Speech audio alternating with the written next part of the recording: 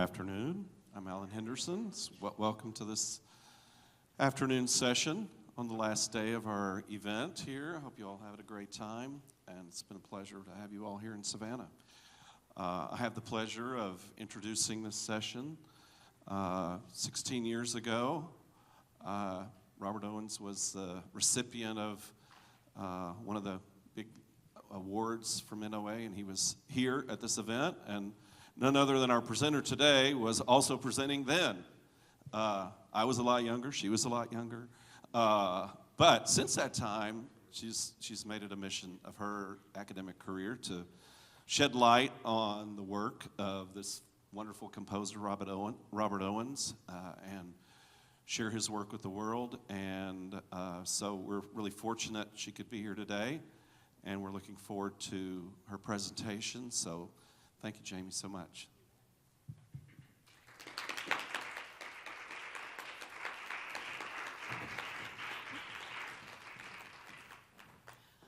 Thank you, everyone, for being here. I am so excited to share the results of what has been a lifelong mission for me, but this particular project has been ongoing since Robert passed away in 2017. Robert and I became acquainted actually as a result of the NATS intern program, and at the intern program we're gifted with generously donated scores from several publishers, and Classical Vocal Reprints had donated Robert Owens' song cycle for soprano and piano, Heart on the Wall. As things often do, it went on my piano for later. I don't know if any of you have a for later list, but I will encourage you after this lecture to go check it out because you'll find some really cool things in your for later stack. When I looked at this piece, I fell in love. It was text by Langston Hughes, the music was really intelligently written, and as you do, I went to the internet and started looking for information on Robert Owens and found one beautifully written paragraph by Dr. Daryl Taylor at the University of California, Irvine. I was a doctoral student at the time, and the light bulbs went off. This should be my doctoral research. I didn't know at that time that Robert Owens would become my friend. He would partner with me on some really incredible artistic projects. And I didn't know that after a decade of our friendship, upon his death, he would bequeath to me his entire library and manuscripts. So, thank you. As Alan mentioned, Robert was the recipient of the 2009 National Opera Association Legacy Award, and I had the pleasure of giving a session about his opera culture at that time. So here I am, going through this mountainous pile of manuscripts and scores, and I start discovering things that Robert had mentioned in our conversation, but unfortunately I had not the time to follow up on before he passed away. And those were other operas, Singspiels, incidental music for plays, and I found them in the manuscripts. So, upon receipt of all of these things, I donated them to the University of Nebraska libraries, where they now reside in the Robert Owens Archive, accessible via the UNL Libraries website, should you want to see them. You can always just contact me too, happy to help. But it was particularly significant because Robert managed to visit the University of Nebraska-Lincoln 4 times in the decade that we knew each other. He allowed us the privilege of premiering his only published opera, Culture, in the English translation that he and I did together. So I think it is incredibly fitting that 8 years after his death, almost to the day, I am able to present this information to you. So the archive, as I mentioned, is housed at the University of Nebraska-Lincoln libraries. And I want to take a moment to recognize 3 people who were tremendously helpful in making this possible. My graduate assistants, Haley Shoemaker and Sylvia O'Neill, and my undergraduate assistant, Mariana Hernandez Moreno, who scanned and categorized all of these documents so they are available to the world. I think it's useful when you're looking at a composer's work to just consider the compositional timeline. When in a composer's life did they create individual pieces of music? And Owens' output can be categorized into 5 periods.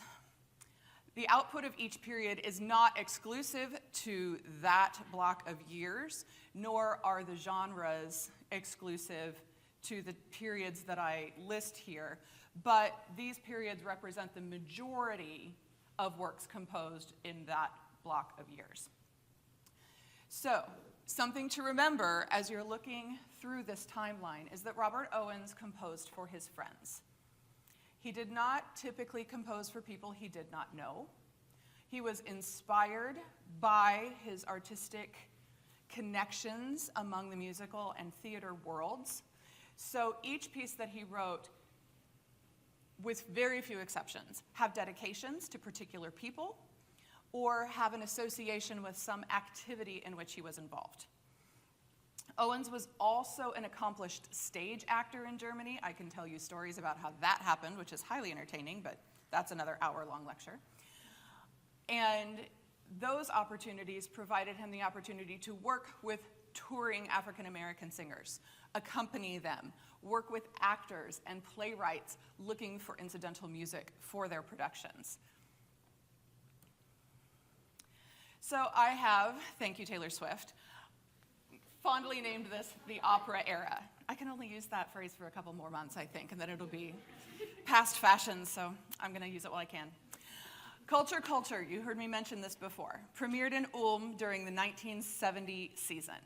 It was Owens' very first opera, and it dealt with the stress felt by artists under the pressure of management, the press, and the public, and how it became possible to lose oneself in that industry. Nobody in this room knows anything about that, right?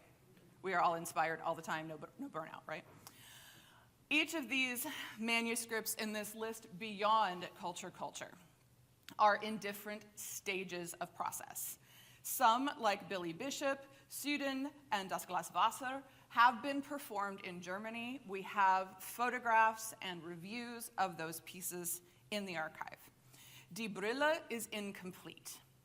Scherz, List und Rache is mentioned in Owens' personal records, but the score appears to be missing. I am working on that. And Lisa, for now, is a standalone aria. All of these pieces vary greatly in their topic and their tone, and though the musical influences vary, and you will hear several different musical influences today, all of the works feature Robert Owens' unique melodic stamp that favor intervals of seconds, fourths, and sevenths, as well as harmonic environments that embrace seventh chords while effectively communicating the emotional arc of the characters singing. I am so pleased that 4 artists have generously offered their talents to share this music with you today. The first is Jennifer D'Agostino, then Sydney Washington, Justin Payne, and stepping in for an ailing Alan Henderson. I'm sad, but I am thankful that Paul Hoteling has agreed to sing for us. And my dear friend and collaborator, Stacie Haneline, is our orchestra for the afternoon.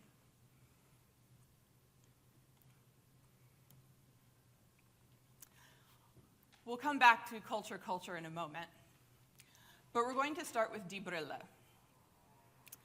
This libretto was written by Owen's friend, Erika Engel-Berghofer.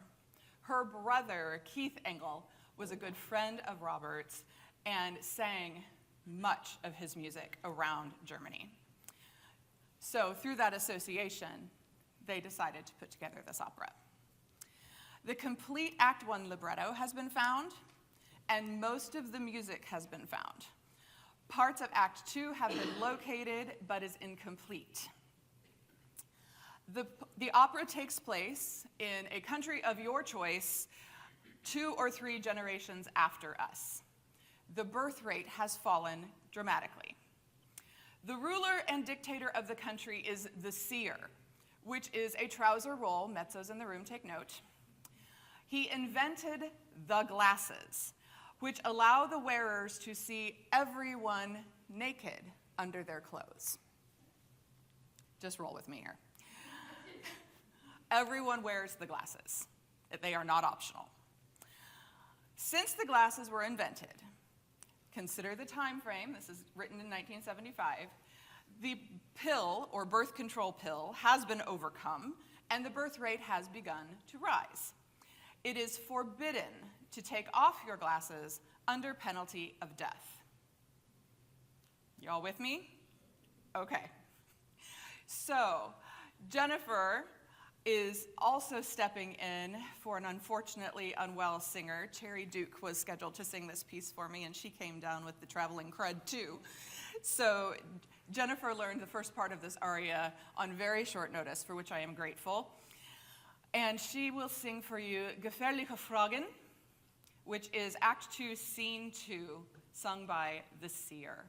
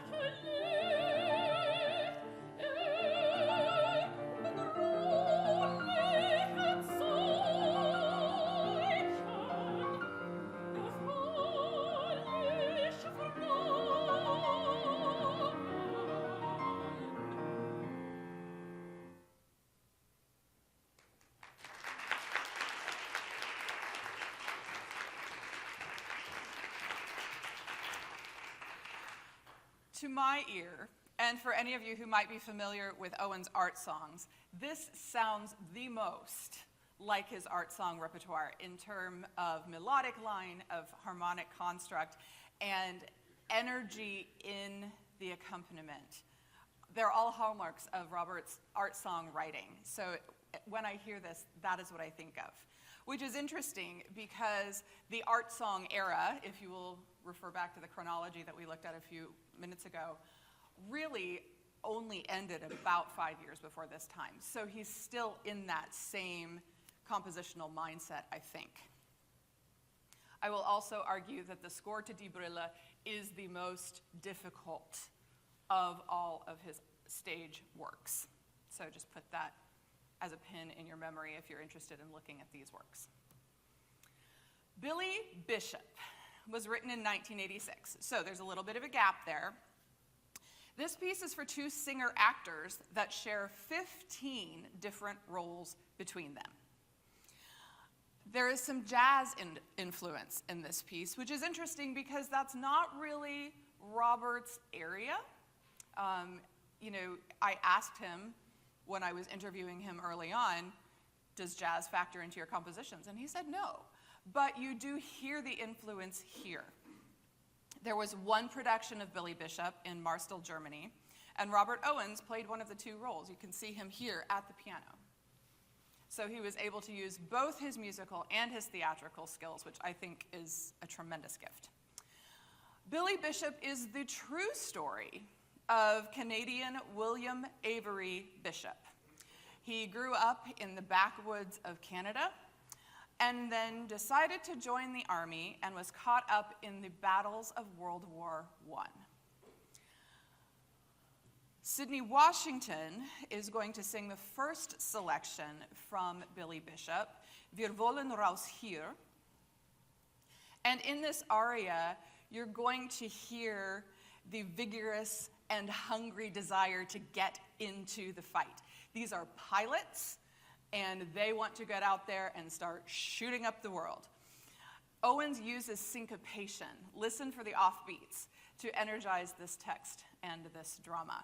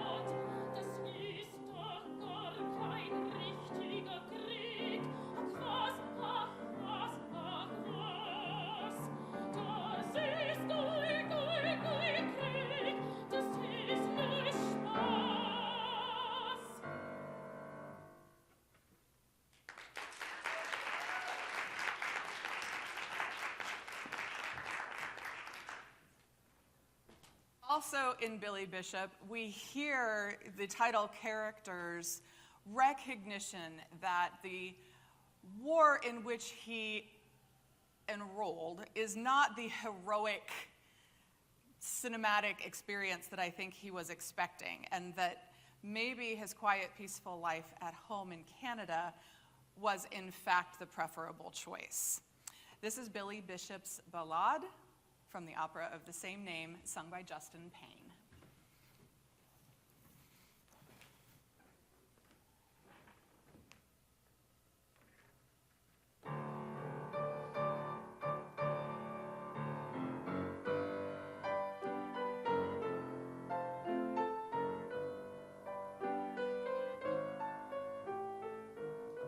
Wir schießen uns nicht ab in Kanada. Man trägt zivil, man trägt kein Schiergewehr.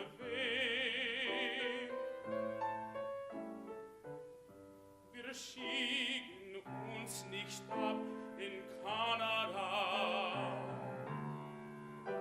Die letzte Tennon ist lange her.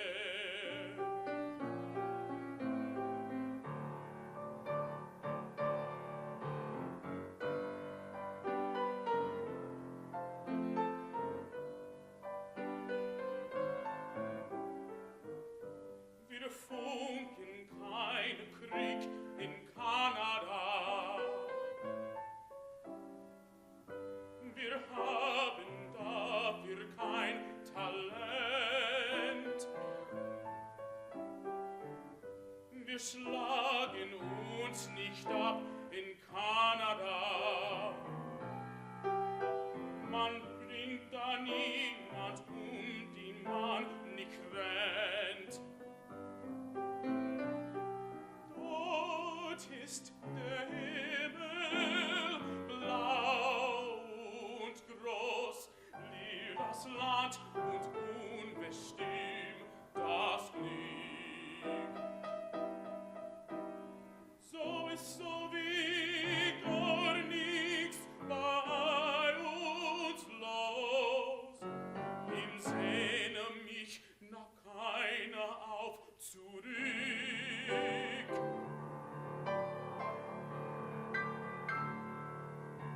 Wir fängen keine Kriege an in Kanada. Wie meint es einer mit dem anderen gut? Mit Bomben schneist kein Mensch in Kanada. Wir schwimmen Liebe nicht im Blut. Dort ist der Himmel blau und groß, leer das Land und unbestimmt das Glück. Sonst ist da wie gar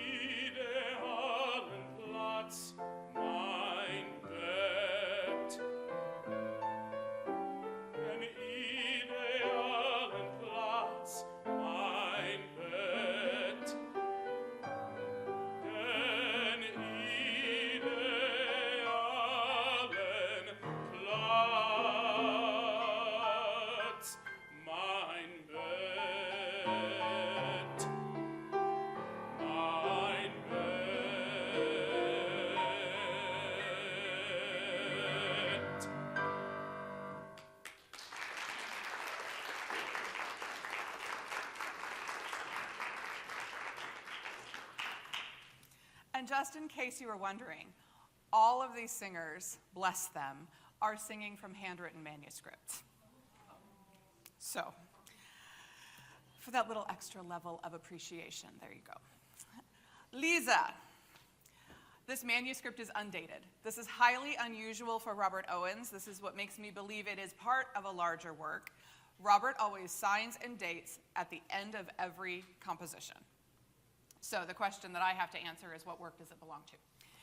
But it seems reasonable to place it in this 20-year period in which the rest of Owens' stage works were composed.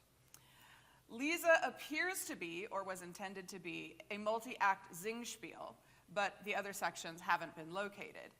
Notes in the manuscript indicate at least one more character, the witch, who appears immediately after this aria. At the end of the manuscript, it says hexe, nothing. So, my work is cut out for me there. But if any of you like singing witch-type things, if I find something, I'll let you know. This piece, I think you're going to sense the mid-20th century pop influences, and bless his heart, Paul was kind enough to dress the part. So, Paul Hoteling singing Mein liebes Lied, geliebte Lise. I didn't expect to sing, it's all I had with me. Okay, I have to move, because that is, there. I'll stand here. All right.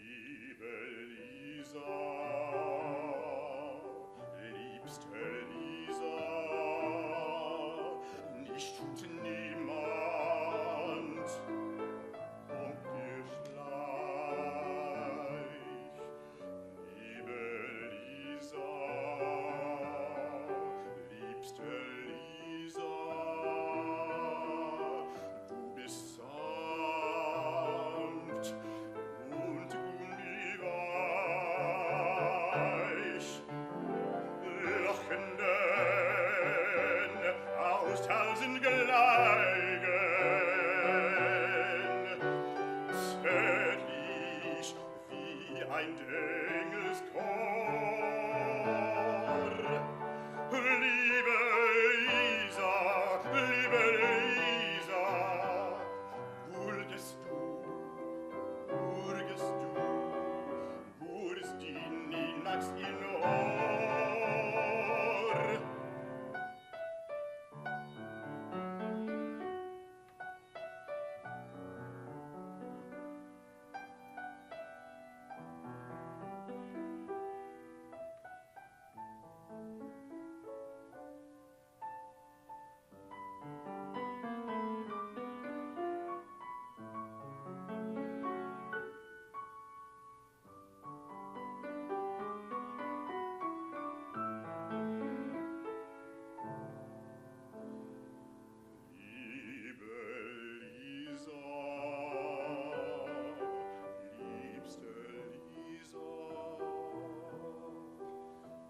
machst keine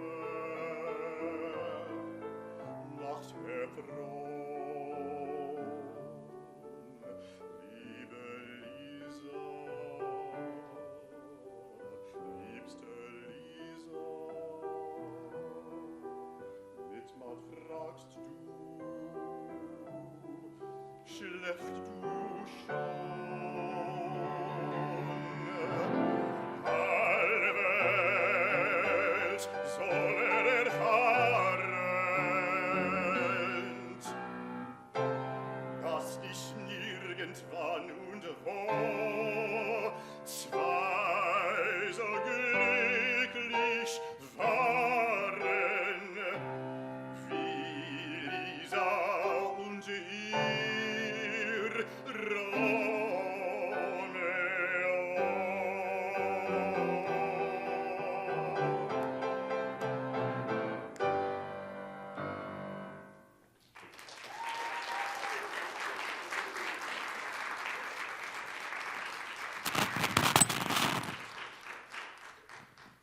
One moment, I've been attached to my chair. I've literally been attached to my chair.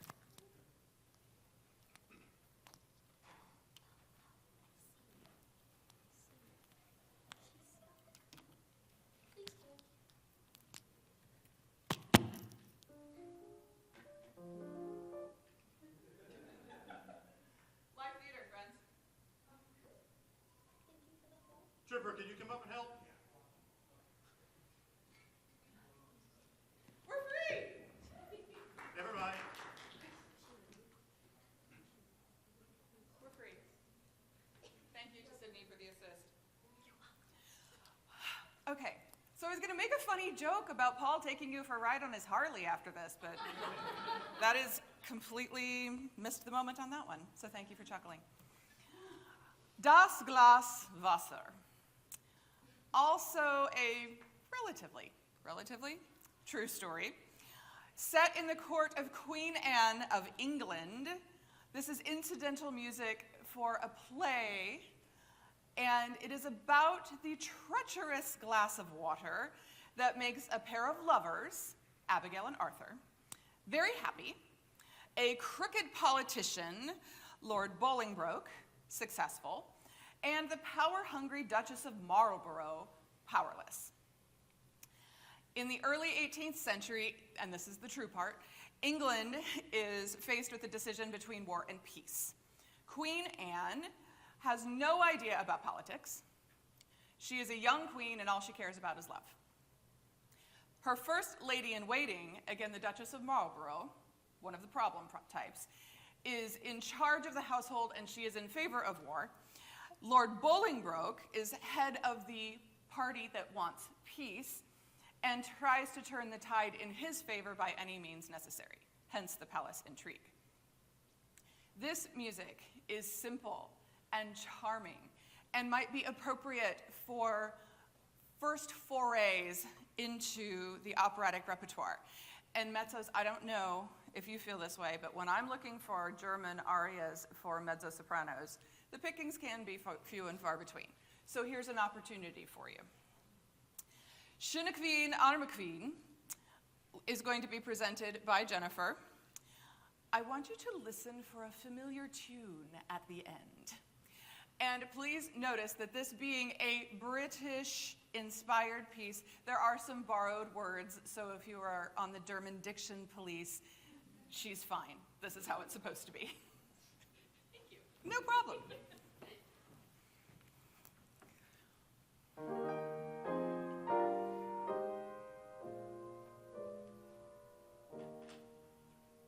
Schöne Queen, arme Queen, du hast alles, nur nicht ihn.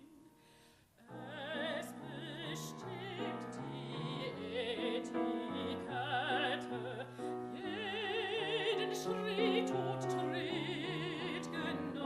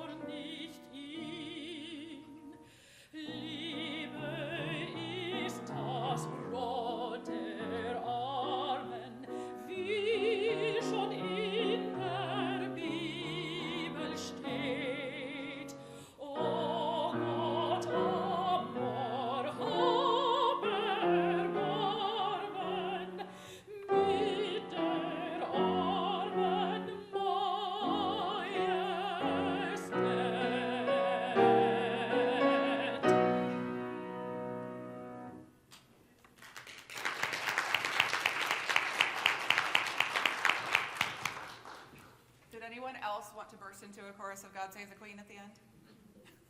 I found that incredibly clever. So that was Jennifer as Queen Anne. Now, remember that as we have intrigue here, and we also have a queen that cares less about politics than she does about love.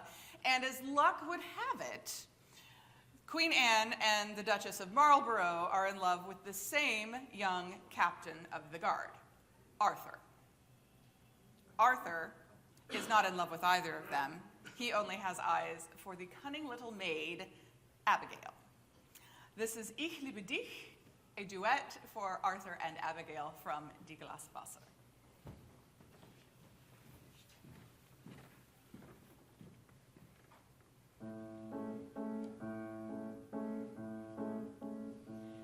Ich liebe dich, ich liebte dich von Anfang an. Ich werde dich so lange leben, solange ich leben kann. Ich will von keiner anderen wissen, die mir schöne Augen macht, damit wir uns nicht trennen müssen, auch nicht für eine Nacht. Ich liebte dich von Anfang an. Ich werde dich so lange leben, solange ich leben kann. Das eine weiß ich heute schon, Wenn ich nicht 80 bin, werde ich nur 70 sein, aber immer noch Mann und Frau. Ich liebte dich von Anfang an. ich werde dich so lange leben, solange ich leben kann. Ich liebe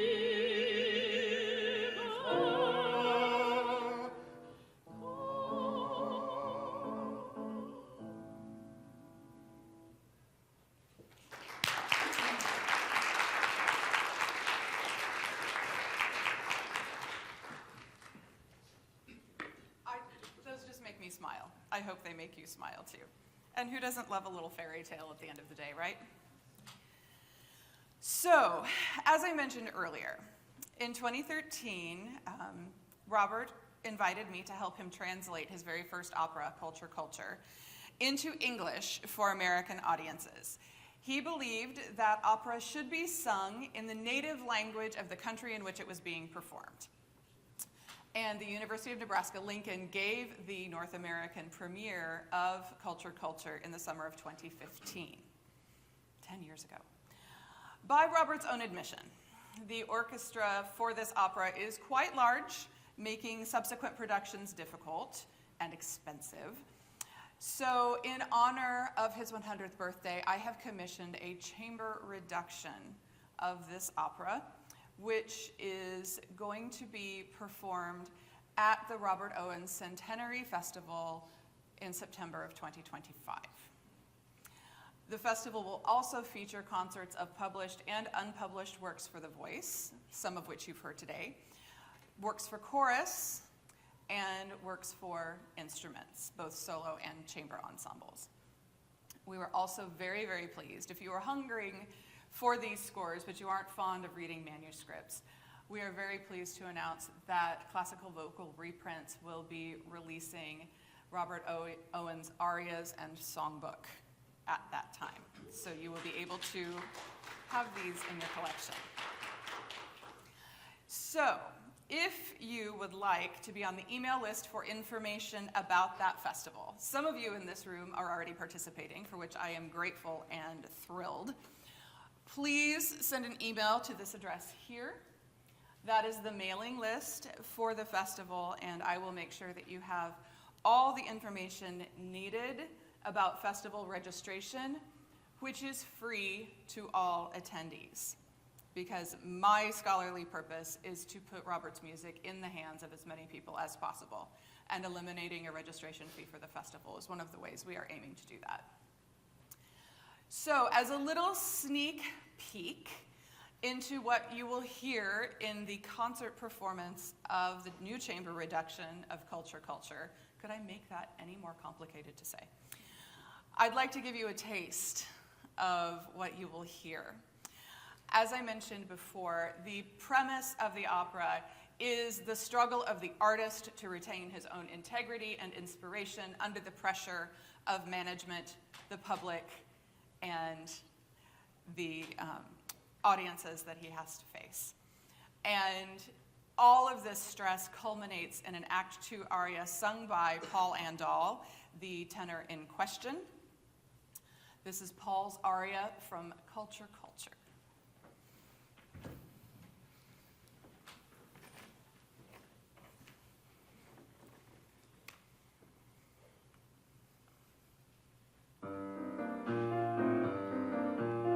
You want only my best, yet you treat me like a puppet. What's best you don't understand. I just feel like a piece of salami that's suffered everywhere, from country to country, from podium to podium, from city to city, to party to party. But your Paolo cannot stand anymore.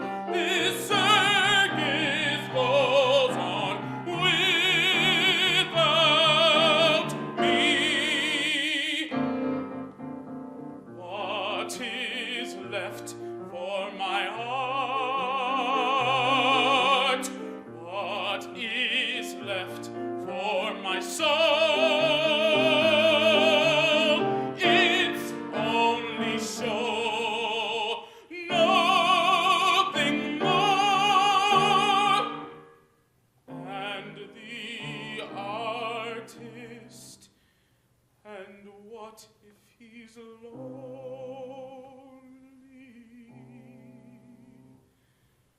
He can have no private life, never is free publicity. I'm through with you. Yes, I'm going to leave. I will not go to any party, no interviews, none of those bands. No! Far from here, just give me my jacket and my scarf. No talk about music, nor about voice. I will be free, this is my choice. Goodbye, goodbye.